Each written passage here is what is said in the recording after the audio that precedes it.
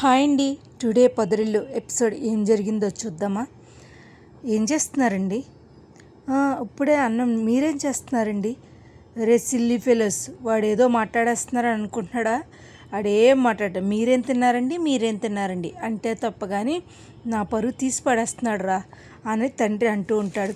చక్రిని కేశవని చిన్నని అనేసరికి ఇంకేంటండి, ఇంకేముంటాయండి, ఇంకేముందండి, భోంచేస్తారా, ఇది కాకుండా ఇంకేమన్నా అడగండి అని అడిగేసరికి ఉంటానండి అని పెట్టేసరికి ఇంకేం మాట్లాడకుండా కామ్గా లోపలికి వెళ్ళిపోతే ఏంటి పెద్ద ఏం మాట్లాడుతున్నారని వింటున్నారా? అబ్బో తెగ మాట్లాడేస్తున్నాడు మరి అని చెప్పేసి అంటూ ఉంటాడు వాళ్ళ మాంగారు మహాలక్ష్మితో. ఏది మాట్లాడినా బుడబక్కల కబుర్లు కాదు కదా, అబద్ధాలు అయితే చెప్పట్లేదు కదా, ఉన్నది ఉన్నట్టే మాట్లాడుతున్నాడు, అక్కడికి సంతోషించండి అని చెప్పేసి అందరికీ చెప్పుద్ది. ఇంకేమీ మాట్లాడకుండా అందరూ లోపలికి వెళ్ళిపోతారు. లోపలికి వెళ్ళిపోయాక పెద్ద అక్కడికి వెళ్ళి పని చేసుకుంటూ ఉంటే వస్తుంది, కూర్చుంటాడు. ఎరా ఏంట్రా అలా ఉన్నావంటే, అన్న నిన్న చెల్లికి సంబంధం వచ్చిందన్న, ఉన్నవాళ్ళు సంబంధం కానీ చెల్లికి ఇష్టం లేదు. ఒరే మనసుకు నచ్చిందిరా తనకి ఇవ్వాలి, అంతేగాని ఏదో ఉన్నవాళ్ళ అని కాదురా, మనసుకు నచ్చింది దొరికింది మనసుకు నచ్చదురా అని పెద్ద అనేసరికి ఇంకేం మాట్లాడకుండా ఉంటాడు. ఈ లోపల పెద్దకి ఫోన్ వస్తుంది. ఎవరోనంట జ్యోతి అన్న అని చెప్పేసి అని అనేసరికి వెంటనే హలో చెప్పండి, ఏంటండి ఫోన్ లిఫ్ట్ చేయలేదు, అది కాదండి చిన్న పనిలో ఉన్నాను అని అనేసరికి ఏం చేస్తున్నారండి? ఏం లేదండి పని చేసుకుంటున్నానంటే ఏంటండి ఇంకేంటండి అంటే ఏం లేదండి. ఏంటి ఎప్పుడు చూసినా ఏమీ లేదు అంటారు మీరు. నేను ఇవాళ నాకు హాఫ్ డే లీవ్ అండి, నేను హ్యాపీగా ఎంజాయ్ చేస్తాను, నాకు నచ్చిన నైటీ వేసుకుని ఎంజాయ్ చేస్తాను అనేసరికి ఇంకా పెద్ద షాక్ అయిపోయి ఉంటానండి అని పెట్టేస్తాడు. ఎందుకో అమ్మాయి పెళ్లి కూతురు జ్యోతికి డౌట్ వచ్చి ఇంకేమీ మాట్లాడకుండా ఉంటుంది. ఈ లోపల మహాలక్ష్మి, కేశవ, చక్రి, చిన్న అందరూ భోజనానికి కూర్చుంటారు. ఏంటి తెగీదైపోతున్నారు, రండి మీరు కూడా. నేనెక్కడో తినేసానమ్మా, ఇదిగో నీ కోసం తీసుకొచ్చాను. ఏంటిది? ఇది మా అమ్మ కోసం. అవును, మీరు తల్లి అంటున్నారు, ఈవిడ నాకు తల్లి అని అనేసరికి సెకండ్ మదర్ రా నీకు అని మహాలక్ష్మిని చిన్నోడితో అంటాడు.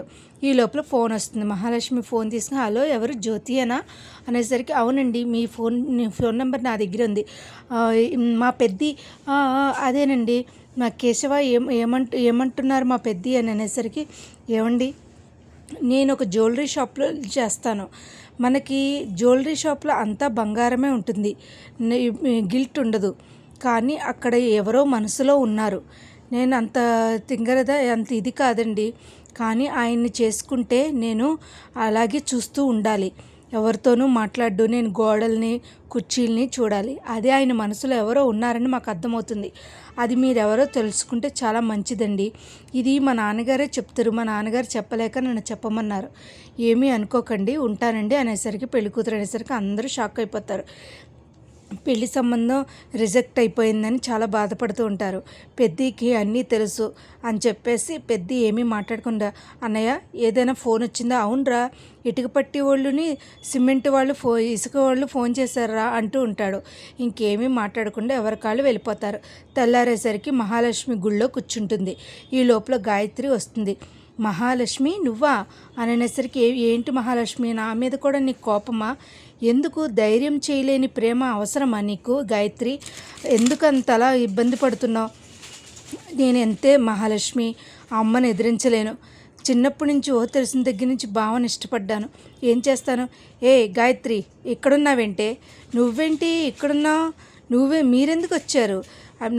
నా ఇష్టం, నువ్వు చెప్పడానికి నువ్వెవరు అని చెప్పేసి అనేసరికి అవును మహా గొప్ప సంబంధం కదా, మరి మీది చాలా గొప్ప సంబంధం, మరి ఇంత మహారాజోళ్ళు దొరకరని ఏదైనా అనండి, నా కుటుంబాన్ని ఏమన్నా అంటే మటుకు ఊరుకోను, అది నా కుటుంబం అని అనేసరికి ఇంకేమీ మాట్లాడకుండా గాయత్రిని తీసుకుని వెళ్ళిపోతుంది. ఈ లోపల ఎవరూ లేరని చెప్పేసి గాయత్రి ఇంటికి వస్తుంది. అందరూ ఆశ్చర్యపోతారు. ఏంటి ఇక్కడికి వచ్చావు, నీకు అర్థమవుతుందా? ఎందుకు వచ్చావు ఇక్కడికి? అమ్మ నాన్న ఎవరు లేరు ఇంట్లో బావా, నీతో మాట్లాడదామని వచ్చాను. ఎందుకే మమ్మల్ని ఎందుకు ఇలా చేయడానికి వచ్చావా నువ్వు అంటూ చక్రి కేశవ అందరూ తిడతారు. ఏంటి గాయత్రిని ఎందుకు అలా తిడుతున్నారు అంటూ ఉంటుంది మహాలక్ష్మి. ఈ లోపల మాంగారు వచ్చి నారాయణ వచ్చి, ఏంటి ఇక్కడికి వచ్చావే నువ్వు, ధైర్యం చేయలేని నీ పిరికితనం వేస్ట్ కదే, నువ్వు అది ఇదని తిడుతూ ఉంటాడు.